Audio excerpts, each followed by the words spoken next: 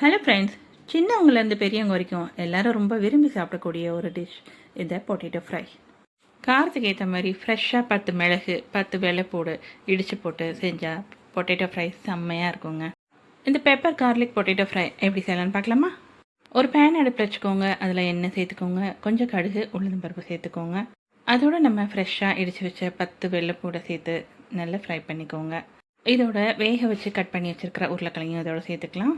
இந்த பொட்டேட்டோ ஃப்ரைக்கு ஹைலைட்டாக இருக்கக்கூடிய மிளகு இடித்து வச்சதை இதோட சேர்த்துக்கலாம். தேவையான அளவு உப்பும் மஞ்சப்பொடியும் சேர்த்துக்கலாம். இதில் மிளகாய்த்தூள் எதுவும் சேர்க்க வேண்டாம், மிளகில் இருக்கிற காரமே சூப்பராக இருக்கும். கடைசியாக கருவேப்பிலை சேர்த்து நல்லா ஃப்ரை பண்ணி இறக்கிடுங்க. நம்மளோட அட்டகாசமான பெப்பர் கார்லிக் பொட்டேட்டோ ஃப்ரை சூப்பராக தயாராகிடுச்சு.